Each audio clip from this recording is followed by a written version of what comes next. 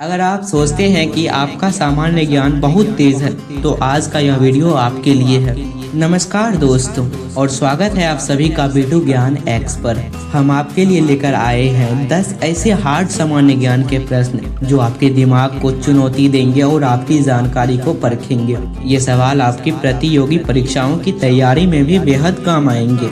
तो क्या आप तैयार हैं इस चुनौती के लिए? चलिए देखते हैं। पहला प्रश्न, वह कौन सा भारतीय शहर है जो पिंक सिटी के नाम से जाना जाता है और क्यों? आपके ऑप्शन है। ऑप्शन ए दिल्ली, क्योंकि वहाँ कई गुलाबी इमारतें हैं। ऑप्शन बी मुंबई, क्योंकि वहाँ गुलाबी रंग के फूल ज्यादा होते हैं। सी जयपुर, क्योंकि 1876 में प्रिंस ऑफ वेल्स के स्वागत के लिए पूरे शहर को गुलाबी रंग से रंगा गया था। डी उदयपुर, क्योंकि वहाँ गुलाबी संगमरमर का इस्तेमाल ज्यादा होता है। सोचिए और सही जवाब दीजिए।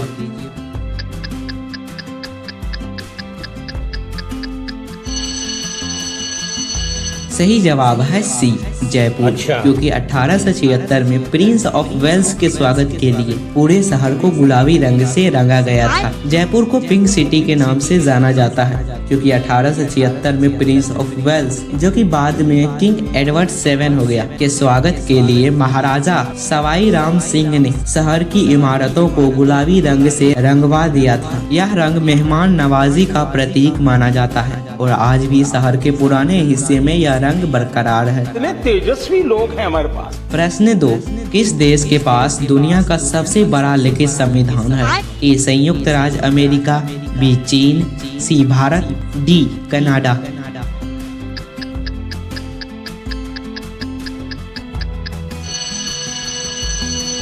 दोस्तों सही जवाब है सी अपना भारत। क्या बात है। भारत का संविधान दुनिया का सबसे लंबा लिखित संविधान है। इसमें मूल रूप से 395 अनुच्छेद, 22 भाग और 8 अनुसूचियां थी, जो अब 448 से ज्यादा अनुच्छेद, 25 भाग और 12 अनुसूचियां तक बढ़ गई है। यह विभिन्न स्रोतों से प्रेरणा लेकर बनाया गया है और इसमें देश की विविधता को दर्शाया गया है।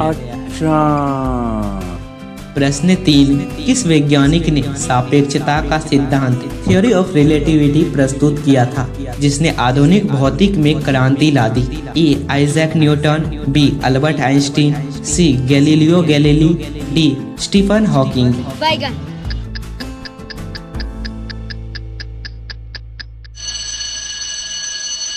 सही जवाब है B Albert Einstein. Albert Einstein ने 20वीं सदी की शुरुआत में सापेक्षता का सिद्धांत प्रस्तुत किया, जिसने समय, अंतरिक्ष, द्रव्यमान और ऊर्जा के बीच संबंधों को समझाया। इनके इस सिद्धांत ने भौतिक और ब्रह्मांड की हमारी समझ को मौलिक रूप में बदल दिया। तू समझा? प्रश्न 4, किस प्राचीन सभ्यता ने जिगरात नामक विशाल सीढ़ीदार मंदिर बनाए थे? ए मिस्र की सभ्यता, बी सिंधु घाटी सभ्यता, सी मेसोपोटामिया की सभ्यता, डी यूनानी सभ्यता। अभी बता दे भाई।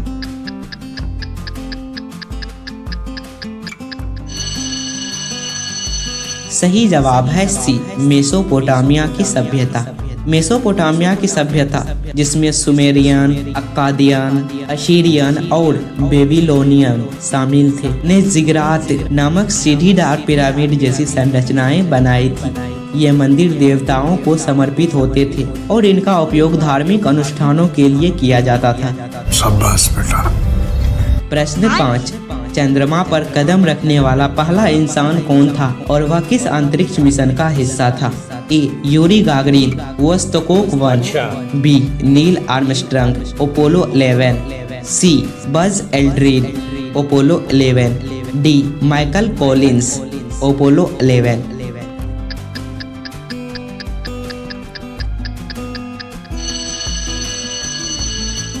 सही जवाब है बी नील आर्मस्ट्रांग, जो कि अपोलो 11 मिशन का हिस्सा था। इतने तेजस्वी लोग हैं हमारे। नील आर्मस्ट्रांग 20 जुलाई 1969 को चंद्रमा पर कदम रखने वाले पहले इंसान थे।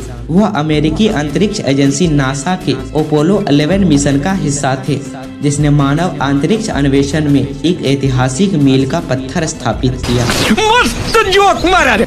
प्रश्न 6, सफेद रेगिस्तान भारत के किस राज्य में स्थित है और इसकी क्या खासियत है?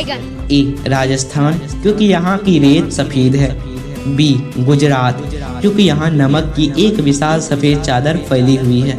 सी, जम्मू और कश्मीर, क्योंकि यहाँ बर्फ से ढके रेगिस्तान है। डी, हिमाचल प्रदेश, क्योंकि यहाँ सफेद पत्थर ज्यादा मिलते हैं।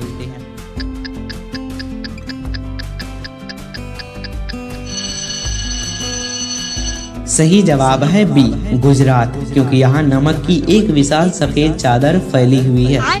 सफेद रेगिस्तान गुजरात के कच्छ जिले में स्थित कच्छ का रण है। यह एक विशाल मौसमी नमक का दलदल है जो शुष्क मौसम में सूखकर नमक की एक चमकदार सफेद चादर बन जाता है। यह अपनी अनोखी प्राकृतिक सुंदरता और इकोसिस्टम के लिए जाना जाता है। क्या बात है सर। प्रश्न 7, किस रासायनिक तत्व को सूर्य की गैस कहा जाता है क्योंकि यह पहली बार सूर्य के स्पेक्ट्रम में खोजा गया था?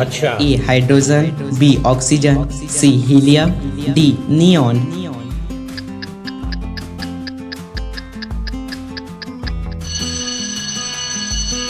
सही जवाब है सी, हीलियम। अरे कहना क्या चाहते हो? हीलियम को सूर्य की गैस कहा जाता है। इसे 1868 में एक फ्रांसीसी खगोल शास्त्री पियरे जानसेन ने सूर्य ग्रहण के दौरान सूर्य के प्रकाश के स्पेक्ट्रम में एक अनोखी पीली रेखा के रूप में पहली बार खोजा था। इससे पहले कि यह पृथ्वी पर पाया गया था। ये सब क्या देखना पड़ रहा है?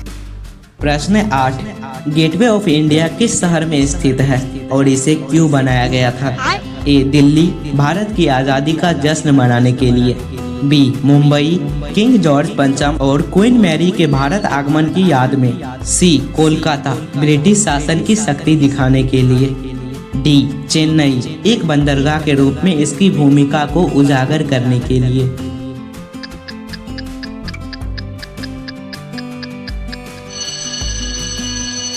सही जवाब है बी, मुंबई, किंग जॉर्ज पंचम और क्वीन मैरी के भारत आगमन की याद में। गेटवे ऑफ इंडिया मुंबई में स्थित है। इसे 1911 में किंग जॉर्ज पंचम और क्वीन मैरी के भारत आगमन की याद में बनवाया गया था। यह एक विशाल आर्क संरचना है जो आज मुंबई का एक प्रसिद्ध पर्यटन स्थल और ऐतिहासिक प्रतीक है। अच्छा। प्रश्न 9, किस प्रसिद्ध पेंटिंग को ला ग्योकोंडा के नाम से भी जाना जाता है और इसे किसने बनाया था? क्या बात कर रहे हैं बाबा? The last supper, Leonardo da Vinci. B, Mona Lisa, Leonardo da Vinci. C, the starry night, Vincent van Gogh. D, girl with the pearl earring, Johannes Vermeer.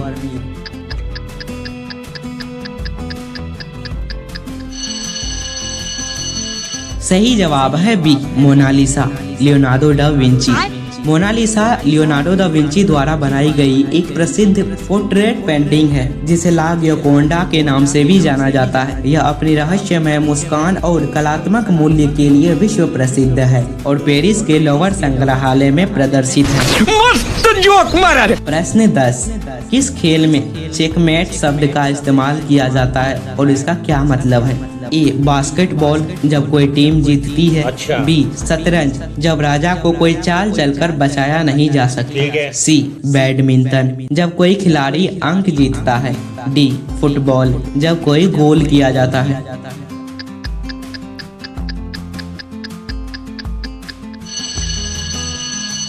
सही जवाब है बी, शतरंज, जब राजा को कोई चाल चलकर बचाया नहीं जा सकता। चेकमेट शब्द का इस्तेमाल शतरंज के खेल में तब किया जाता है जब एक खिलाड़ी के राजा पर हमला होता है और उसे बचाने के लिए कोई वैध चाल नहीं बची होती है। इसका मतलब है कि खेल समाप्त हो गया और चेकमेट करने वाला खिलाड़ी जीत गया। बात तो सही है। तो दोस्तों, यह थी हमारी 10 हार्ड जीके प्रश्नों की चुनौती। हमें उम्मीद है कि इन सवालों ने आपके दिमाग को अच्छी कसरत दी होगी और आपने कुछ नए मुश्किल तथ्य सीखे होंगे। आपके कितने जवाब सही थे हमें कमेंट करके ज़रूर बताएं और अपनी तैयारी का स्तर जानें। अगर आपको यह वीडियो पसंद आया और आपने इससे कुछ सीखा है तो इसे लाइक करें, अपनी प्रतियोगी परीक्षा की तैयारी कर रहे दोस्तों के साथ शेयर करें और ऐसे ही मुश्किल और ज्ञानवर्धक वीडियोस के लिए हमारे चैनल बेटू ज्ञान एक्स को सब्सक्राइब करना ना भूलें। हम बहुत जल्द मिलेंगे एक और नई ज्ञानवर्धक चुनौती के साथ। तब तक के लिए पढ़ते रहिए, सीखते रहिए। जय हिंद।